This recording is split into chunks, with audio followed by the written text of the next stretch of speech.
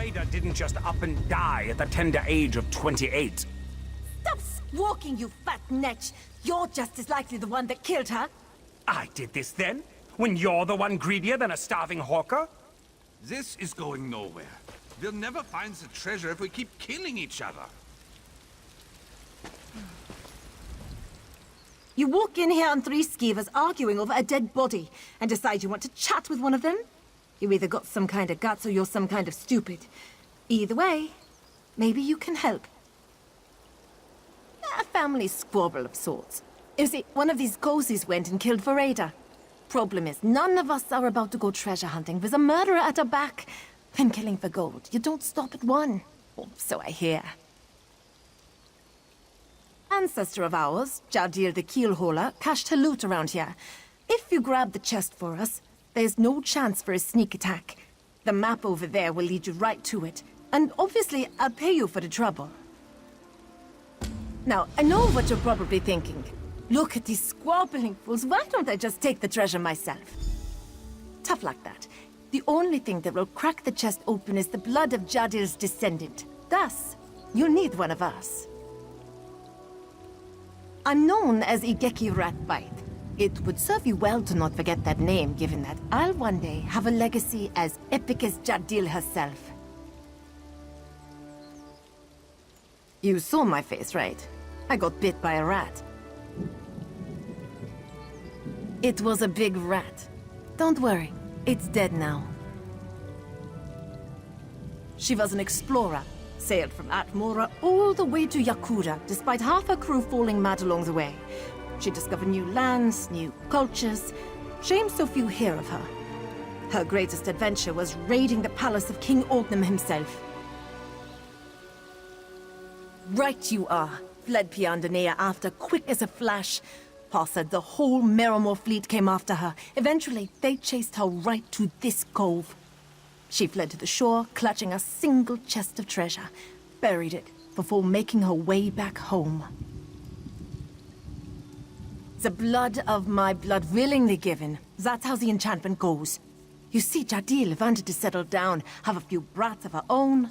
So, the story was passed along, waiting for a descendant adventurous enough to set sail.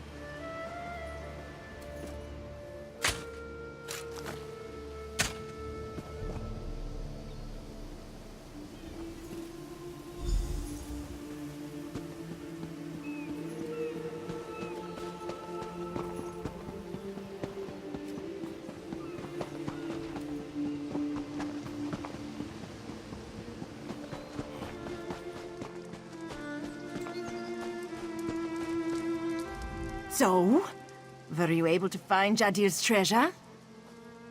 Huh. I always imagined it a tad bigger. Well, if it's stuffed with diamonds, I guess it doesn't much matter what size the box is. Thanks for grabbing it. Now, if you'll excuse me, I'm going to crack this beauty open. Now, let's see what we're working with here. Can't you bleed any faster, Igeki? Indeed, my being roils with anticipation. What the? There's just a scroll in here! I sailed across many seas and raided many ships, but the most precious treasure is family. May you see the wisdom in these words. What? I came all this way for nothing? I can't believe I poisoned Vereda for a stupid scroll! Hold a moment. You killed Vereda? But I was the one who strangled her right after she fell asleep. Neither of you are making any sense! I stabbed her! Right after we doused the fire! Wait, did we all kill Vereda to get a bigger share of the treasure? Ha! I suppose betrayal runs in the family.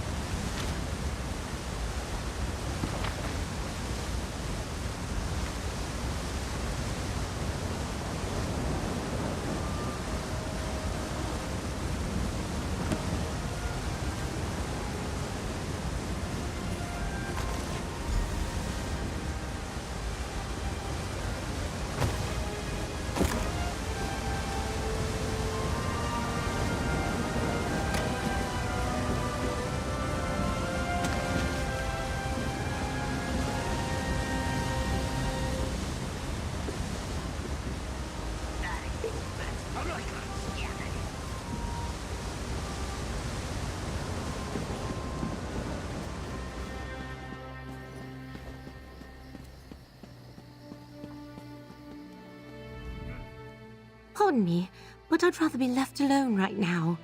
I'm dealing with a rather personal loss, and not in the mood for conversation. Corpse. Nefarian is dead. This note. By the stars, I can barely believe what it says. He was the one who killed Mother. Because he had turned into a... Who else have you told about this? Excellent. And by your own admission, he's dead. I honestly can't think of a better conclusion to this whole affair. I'll just say he was kidnapped or some such. Here's a reward, both for delivering the letter and keeping this matter discreet. Thank you for understanding. Hopefully I can put this whole affair behind me soon. Is it so strange to feel relief at such an outcome? You read Nefarian's letter. He wanted his affliction to be kept a secret. He knew the repercussions this would have on our families.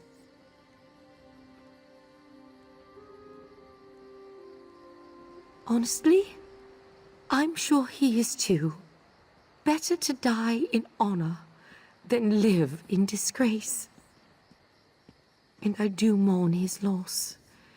He was an excellent candidate for marriage. It could take decades before I'm matched with another betrothed. And a femme such as yourself would never understand. My family's name Netherian's family's name. That's all that matters. Nothing else. Someone who's not a high elf, of course. If you're going to live within Summerset, I strongly suggest you learn our vocabulary. It's the least you visitors can do.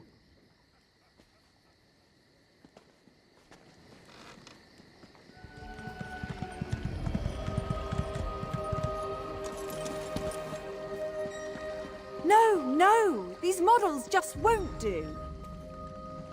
I finally decide to pursue true art, to move beyond painting backdrops for someone else's stage.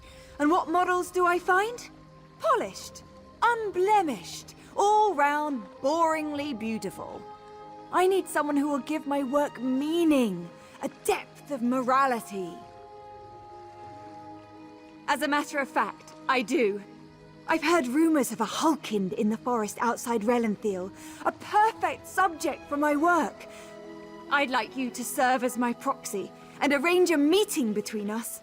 The sinkhole nearby should serve my purpose. High elves who are cast out from their families as children. A horrible fate in our society. Summerset may appear as perfect as a pastoral painting, but darkness lies backstage. I want to face our taboos without blinking. Will you help me? Thank you for accepting my offer. I traveled to the Hulkynd myself, but the wilderness is no place for an artist. Besides, they may be more willing to talk to a newcomer such as yourself. The Hulkynd are well known for being distrustful. High elves strive for perfection in all things, and their bloodline most of all. Hulkynds are children abandoned by their families for some perceived imperfection, generally a physical deformity. They're more than just orphans. They're outcasts. In Summerset, family stands above all. They guide your life, almost immeasurably. To be without family is to be unseen, unrecognized as a member of our society. There's not much of a life a Hulkynd can make for themselves because of that. I will admit it's an odd desire. Most don't even wish to speak of them. But as an artist, I find myself fascinated with the subject. I want to capture that taboo, to paint the morally grey.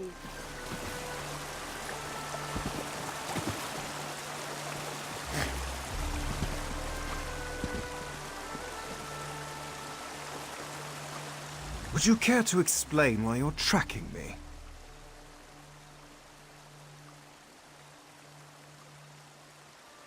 An artist, you say? Intriguing. I'd accept, but I'm currently occupied with a rather tricky contract. Unless you wish to perform the task for me, I'm afraid this tableau is out of luck. If you think you're up to the task, this forest is a protectorate of the Sapiarchs. The noble contracted me to poach one of the Indrics and bring him her heart. He wishes to serve it at a feast. Petty defiance is a mask of prestige, you see. We have a deal. You'll collect the heart and I'll meet with Tableau. Kerr will lead you straight to the Indric. I've already given her the scent, so it's as simple as following behind. And then killing the beast, of course. Summerset nobility isn't quite as squeaky clean as they want you to believe. In fact, the pressures of perfection often lead them to some questionable desires. My services allow me to perform more unbecoming tasks, given my social status. I have no family to shame, no name which to soil. I may as well be a shadow, for all the worth I am given. Society would rather ignore me than admit I exist. Of course, this anonymity allows me unprecedented freedom, a blessing within my curse. Yes, I was rejected when I was but a babe. One look upon my face should tell you why. I was raised by the priests of Stendar, stern mer who did not much care to cater towards the whims of a child. It was a cold upbringing. A Hulkynd, a broken child. That's what I've been all my life, why deny it? But being unwanted, outcast, it's almost a relief. I had no family to please, no name to live up to. I choose my own path. Rejection is almost liberating in that sense.